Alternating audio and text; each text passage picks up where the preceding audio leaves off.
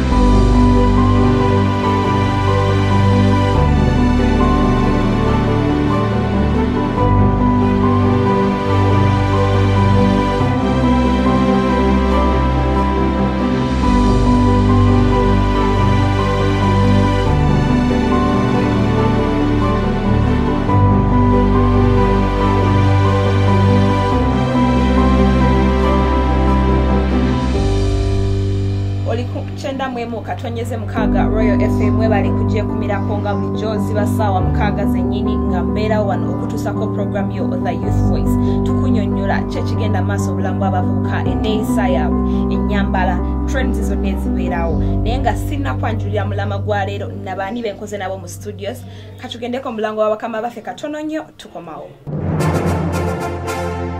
A glance at the aim of regionalism empowerment. When you take a sport or either take a deep look at the way the AIMA Regionalism Department is devoted to the practice. It is hands-on to every participant and backed by the well-stocked studios of Royal FM and AIMA Real TV. The department has fed the global practice with outstanding personnel backed by professionals in the practice, and it is seen from the products of the different students. Take a glance at every sector. The Royal FM has all the required machines and personnel to release a well-backed student. The Emerald TV now has some of the most competitive programs in the media world. It is Mutesa One Royal University Journalism Department.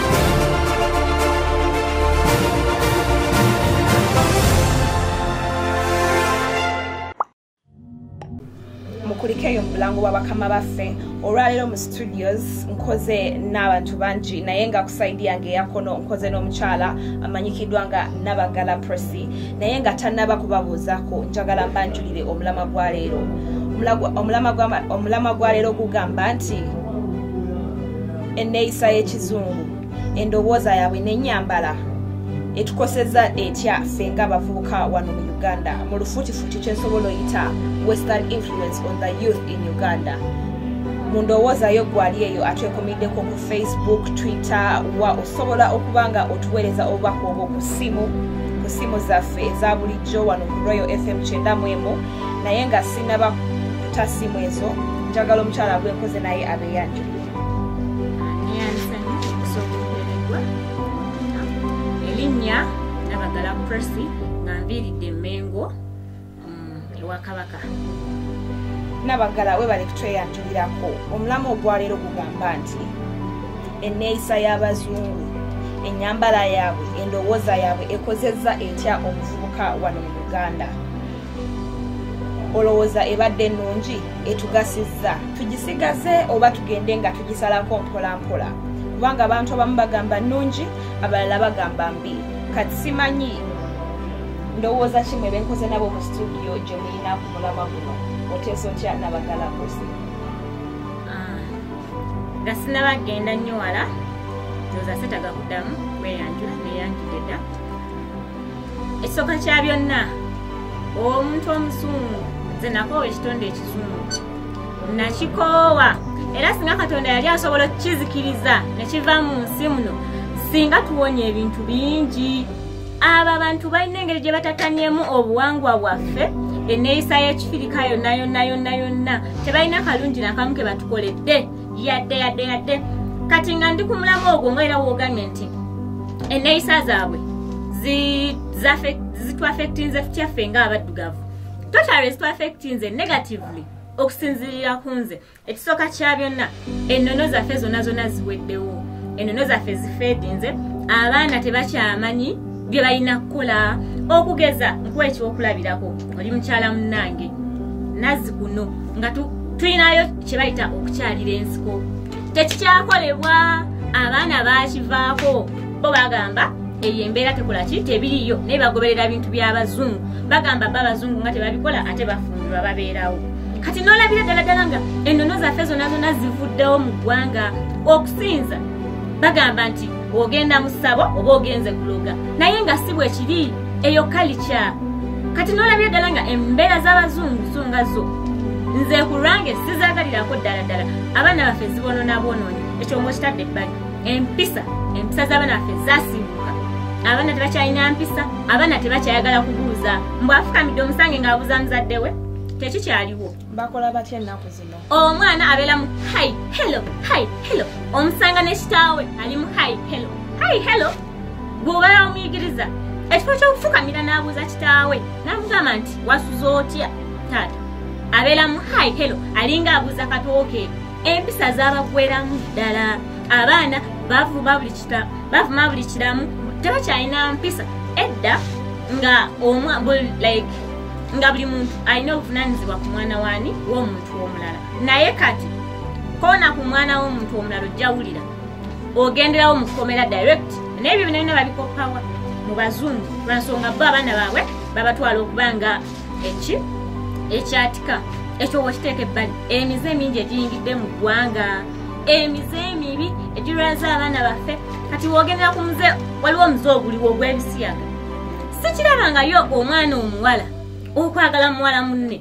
omwana omulenzi okwagala mulenzi munne. Ekyo kintu wali okirabyewa nga ne mu Bayibuli Katonda tekiriimu takiragiranga nako naye kyonna byonna biva eri Bazungu. Sodoma and Gomorrah mu Bible embaseera biddewe bakiyita. Naye Katonda yakikkiriza bw'wakisomaamu era teyakikkiriza. Naye kati n'olabira ddala ng'Abazungu batuttattana bo balaga nti kirungi beekwasa mbu human rights. Bo buli kimu banakifuula nga human rights nga batwononera abaana baffe babalwaza. Ebyo ebirwadde byonna by'owulira ebitulumba siriimu yava eyo be bamuleeta mu Africa. Bino mbusimanya COVID bawuliza. Tweyanziza nnyo Presi mbeera nziza nnyo olw'endowooza eyo teweerabira nti weekumidde ku mukutu 9 katonyeze 6 era ng'aliyo yenna atuwuliriza tovaawo katuddeko ewa munafu ekintu ekiriwo nti fashion abaana kubanga si ffe bo bokka si batukopa naffe tubakopa abaana abasomye fashion and design bayize styles endala ezibafunisa sente omuntu akola ekiteeteeyi nolabya ddala nga ya ekintu kyakoze gyekiri kati ne foreigner this culture, western culture enesemu enkyukakyuka mu foreign literature mu ngeri ki nti oluzungu lujja lukyuka kubanga English is the official language olwatandikira si bwe luli ebyatandikibwa ndowooza abasomyeko ku literature abamanyi ku butabo bwa Romeo and Juliet oluzungu lwaliyo si lwe tulina kati enkyukakyuka gye luleeta it becomes easier ate n'abato lukozesa okucommunicatinga with one another oba omuntu ali mu Germany omuntu ali mu Australia ebintu ebyo kati nga tuvudde ewa Nagada Deborah ndowooza mumuwulidde naye temwerabira programu yaffe etekerwamu ssente muteesa One Royal University era eba makinga sure tukutuusaako byonna ebigenda mu maaso mu bulamu bw'ekivubuka emirimu gyaffe enneeyisa n'ebyo byonna. Nagada Deborah akugamba nti ye nga ye omuntu awagira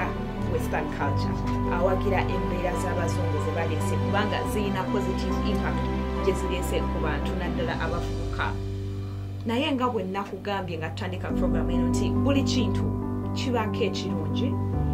n'ekibi. Ngenda kudda ewa omugenyi omulala mugenyi munnaffe waneeno oba gwe kyaziza mu programu olwaleero Kiyimba Joseph yakubuulire kikyalowooza ku programu eno gye tulimu olwaleero, kikyalowooza ku mulamwa gwe tuleese, kikyalowooza ku western culture enneeyisa z'abazungu olulimi olunyanyimbe bitukosezza bitya, bitugasizza oba bitukosezza mu ngeri embi oba endala. Joseph Kiyimba ndi wakati neyenze nyonyabo natola omukisa okumpeereddwa erinnya lye ery'omuntu talyogedde bulungi nze Kiyimba Joseph andi muwologoma. Okusookera ddala bwe twatunulidde bino ebyobuwa oba western culture tujja tutunulira ebintu ebyenjawulo okugeza tujja tutunulira engeri bo abazungu gye beeyisamu tujja tutunulira ng'ebyemizannyo tutunulire ebyobuwangwa tutunulire ebyenjigiriza eddiini tujja ebyo byonna tumala obitunulira tujja kubituuza twebuuze omuzungu western culture etataganyizza etya oba tufunyemu birungi ki mu ebyo ebintu byonna bitunulira okutunulira. Okisooka kya byonna nja kusooka okukkaanya oba n'okukkaatiriza pointi mukyala Prosi gy'ayogedde ey'empisa newankubadde bagamba nti sajjabbi terikola ku kalungi kaali. Ebintu by'abazungu bano tukkiriza nti birina ebirungi naye ate nze ku lwange ngamba ebibi ebisinga obulungi. Okusookera ddala yayogedde ku kyempisa. Ekyempisa mu mazima ddala Nazzikuno yakonye ku muze oba fe Abaganda tulina nti Nazzikuno omwana we yawezanga emyaka 11 wabangako omukolo gwe yakolanga omukolo ogwo naddala ku mwana omuwala maama yamalanga okubuulirira omwana ono n'amuweereza eri ssenga bwe yamuweerezanga ewa ssenga wabangako emisomo oba ekintu kye yamuyigirizanga nkibayita ekyokukyalira ensiko. Abazungu kye batakola ki kye batakkiririzaamu yabanga alaba ali ku bubirigu ali mu kutaataaganya sisitimu y'omubiri oba oli mukola ki mugitaataaganya naye ng'ate ekyo kyabanga kirungi kiina ekimu kyekyayambanga ono omwana omuwala ekyokukyalira ensiko. Naye omuzungu essaawa ya leero bw'osoma n'akatabo ka bwali butamanya waliwo omwana omu yali agenza okukyalira ensiko okugenda okukola ekikolwa ekyo bamuwa bubisaasipe nga bagamba nti ekyo ekikolwa kyali mu kukola tekiriya tekikkirizibwanga naye ng'ate boddaffe nga ku Baganda Obuganda obwaffe ekyo ekintu tukkiriziganya nakyo ekyokugenda okukyalira ensiko kubanga kirina ebirungi ebyakyo. Siyinza obutagenda nnyo munda za birungi byakyo naye ngaffe ng'Abaganda tukkiriza nti kirina ki tulina ebirungi byakyo. Naye ekibi ekirala kye besunze okulaba mu western culture eno newankubadde batuleetera zino eddiini bamansi ne mapeera bonna bajja mu ggwanga muno ne baleeta eddiini naye ate batusanga n'eddiini eyaffe. Eddiini eyaffe eyo baagituggyako tetugenda kukkiriziganya tutya nti ojja kwesanga nti ffe Abaganda Abakatoliki tukkiririza oba ffe Abaganda twakkiririzanga mu kwabya ennyimbe. Essaawa ya leero bw'otunuulira omulokole takkiririza mu kwabya lumbe. Ekyo ekintu kikyamu nnyo. Toyinza kugamba nti maze okufiirwa kitange maze okufiirwa mmange oŋŋambe ne mufuna omusika. Ekimu ku kigendererwa ekiri mu kuteekawo omusika kyalinga nti ennaku eggweewo naye kati ennaku eggwawo etanga mwe temukkiririza mu kwabya lumbe. Ebyo byonna bivudde ku ki ku ddiini abazungu bano gye bawuza mbu nnungi gye baleeta mbu bajja okutulaga ekitangaala tebakkiririza mu mbugo embugo ng'ezo bazijjanga ku mutuba ne batungamu engoye ez'enjawulo ate olugoye lw'olubugo lwabanga lugumu nkugambye nga tojululira bino ngoye zino ddala z'ogamba zino zibaali mu bakolera zino ze mwambala olubugo lwabanga lugumu naye omusajja omulokole talukkiririzaamu tulina omwenge ebyo byonna byeyambisibwanga mu kwabya nnyimbe naye abazungu okujja kwabwe olw'eddiini zaabwe ez'enjawulo obusiraamu obulokole banansonyiwa benkonyeeko abali mu ddiini eyo bo tebakkiririzanga obuwangwa obwo naye ng'ate ebyo byonna bizze lw'abazungu bano singa abazungu bano tebajja singa ennyimbe zo tukyazaabiza ddala omwenge nga tunywanga abasajja babanga babinywera akawungeezi ngaako ng'akwata munne musajja munne nga bagenda ekawungeezi nga banywamu naye kati olw'okuba nti eddiini emaze okujja tebakkiriza mu kukola ki mu kunywa mwenge ojja kusanga tegikyali enyenga gigendedda nti abantu batundanga nebanywa nebanywa naye n'ogwo omwenge gweyogerako ogwo omwenge omuzungu era nabo ojja kwesanga nga batuddeyo era gye batunda omwenge omuzungu ffe waffe mu kyalo eyo ojja basanga ng'omuzungu yesi gubaayo nate n'omuganda omwenge omuganda ogwo gubaayo ekyo nno kyatuyambanga kitya kyatuyambanga okweddabulwa ne twemanya abasajja bwe bagendanga ne banywa omwenge gwaddanga mu kwebuuza ono omusajja ebintu by'okukyala bimanya atya ng'abeera mu kunywa bwenywi bumwenge naye kyabayambanga bwe baddangayo mu gye banywera mbirawo byabwe eby'omwenge bamanyirangayo nti ono nno omusajja mulogo ono omusajja tayagala kukola so twatuulanga ffe basajja bannaffe bwe twatuulanga ab'ekinywi twakkanyanga tugamba naye ekyamazima omuntu ono sente zakola naye azijja luddawa tayagala kukola ebyo byonna twabimanyisanga luddawa mu kunywa mwenge naye eddiini oluvannyuma lw'okujja kw'eddiini bo tebakkiririza ki mu kunywa mwenge ebyenjigiriza bikyukidde ddala nazzi kuno nga tulina kye bayita ekyoto omusajja omuganda omwami omuganda yakumanga ogwoto wakati ekyoto mu nnyumba wakati nabaana batandika okwota mukwota ng'omu mama ne taata babuulirirangako abaana baabwe baazaalanga ne kati neebuuza omwana ennaku ensangi zino omuzadde oluvannyuma lw'okuzaala omwana talina budde kugenda kulabirira mwana oluvannyuma lw'okumuzaala emyaka egyo ebiri ng'amuweereza mu ddekeya mbwage kati ofunye budde ky'okubuulirira omwana oyo n'olulimi gye lugendedde neffe twaddanga wali yabuuliriranga omwana we ku gwoto n'amubuulira empisa balya batya tebaswangula ku lugiro batuulako batya omuntu omukulu omubuuza otya ebyo byonna byaliwo byabanga byanjigiriza engeri gye batuyigirizangamu naye ensangi zino bali mu tuyigiriza buyigiriza luzungu naye oluzungu olwo lukyalina gye tugenda okututwala nga ffe tetutegedde kinagaza kitanza okuluma ne diguri ng'ategedde ebya diguri naye nga nze empisa ez'omu bantu sizina naafuna omulimu olowooza ebyo byonna bijjize lwaki lwa western cultures ekyokikkiriza era we balekwekumira ku Royal FM 9.6 ndowooza mubiwulidde muwuliriza engeri abantu gye balabamu enneeyisa y'ekizungu oba giyite western culture okusinziira ku ngeri gye balya ennyambala engeri gye batambuzaamu obulamu buli omu akuwadde endowooza ye ku kintu ekyo naye nze nga nze omuntu nze kyendowooza oba mu ngeri gye ndabamu ebintu kiba kirungi nnyo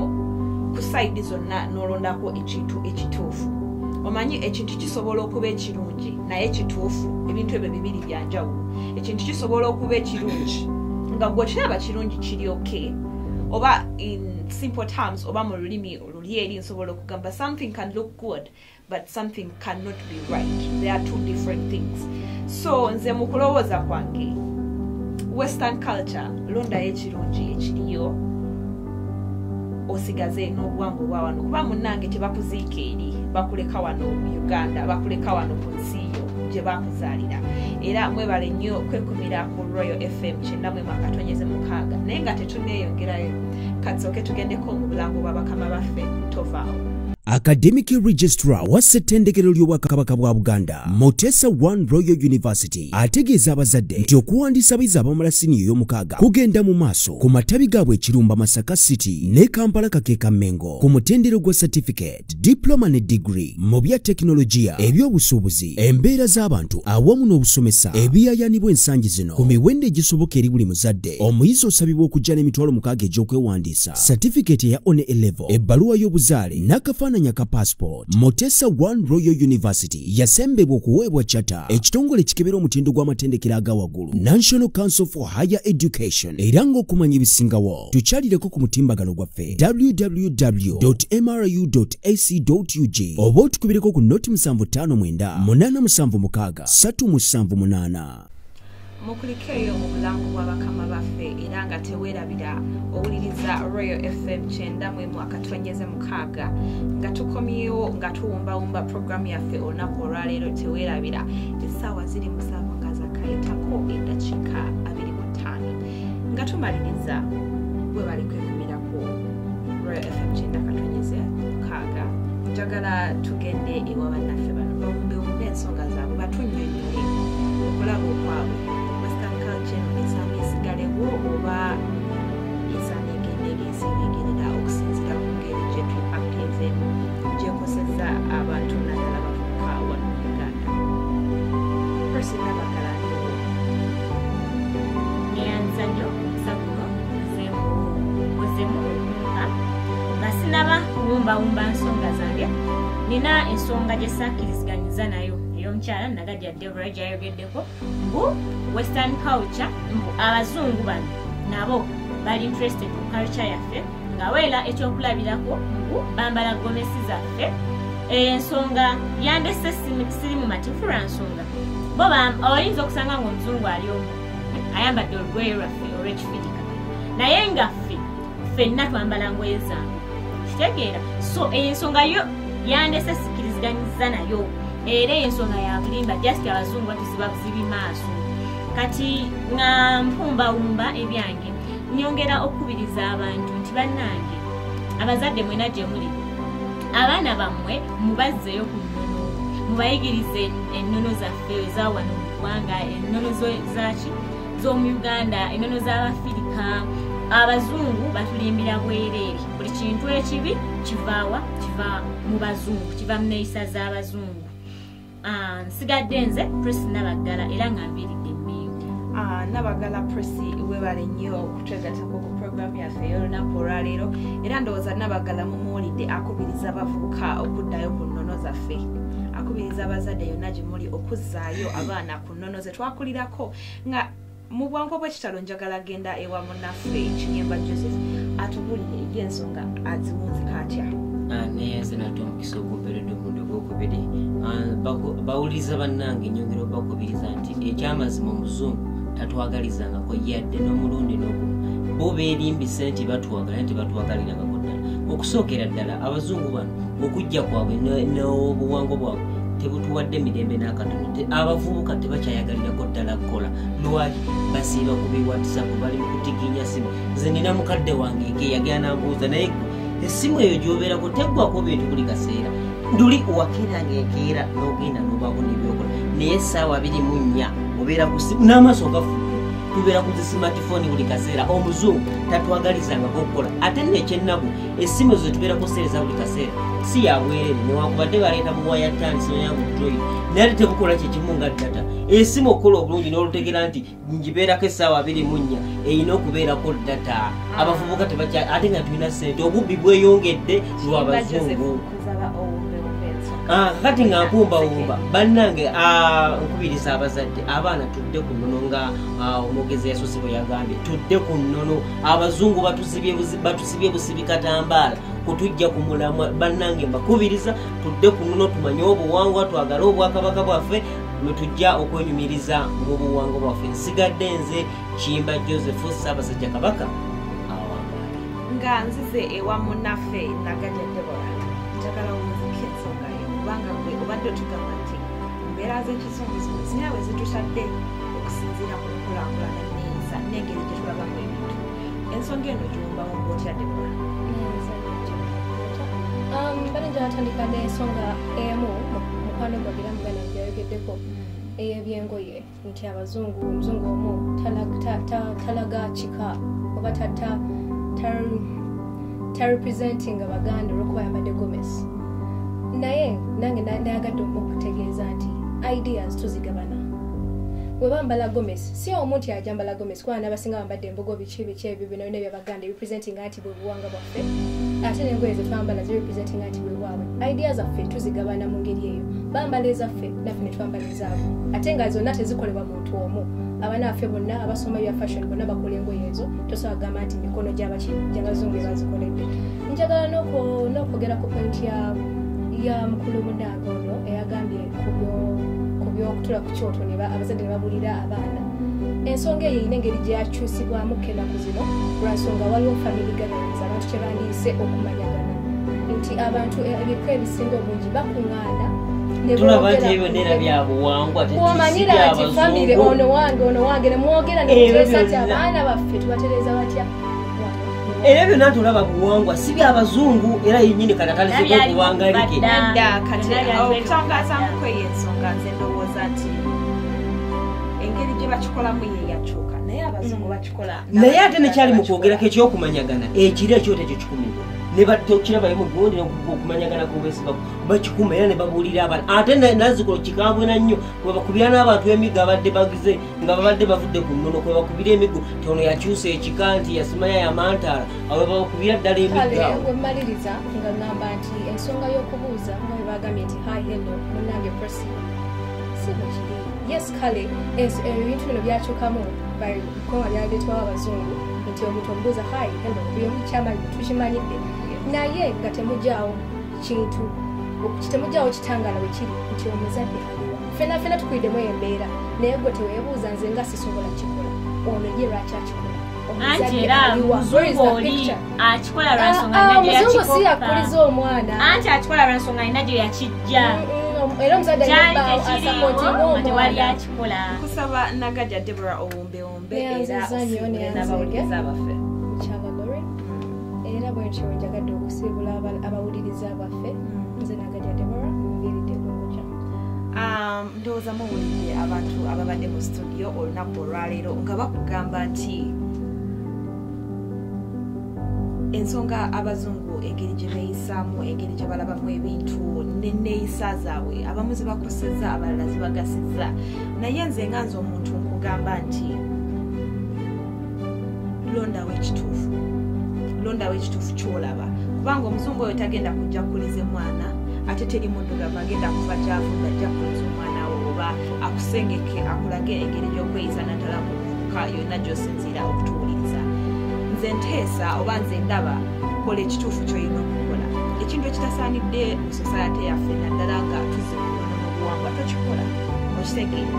tukole ebintu ebikkirizibwa nga naawe kennyini oba okikoze obeera okyenyumirizaamu bw'oba okikoze tofuna guilt conscience totya nti nno kino kigenda kulabika kitya kola ekintu ekituufu ate togendera ku bintu byonna bizze kubanga waliwo n'obuwangwa obwakusanga abakyala nti tolya nkoko tolya kino okitegeera naye ate kati bigenze bikyukawo so nze mu kulaba okwange ndowooza era ngamba nti twala ekituufu kola ekituufu ky'olina okukola buli kimu kijja kuba mulayini buli kimu kijja kudda we kirina okubeera okitegeera tokola kintu kuba oli akikoze tosiba balansi kuba mukwano gwasibye balansi yambala empala yeetuke mu kiwato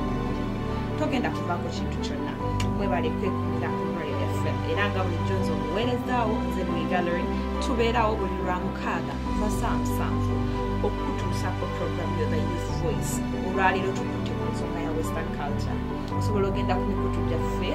osangayo program yaffe eno bw'ate atasobodde kubeerako okutuwuliriza osobola ogenda ku social media platforms zaffe n'olaba biki abantu bye bateesezza ku mulamwa ogwaleero osobola ogenda ku Facebook osobola ogenda ku Twitter Royal FM 9.6 osobola tusanga ne ku WhatsApp ku namba yange gye nabasomedde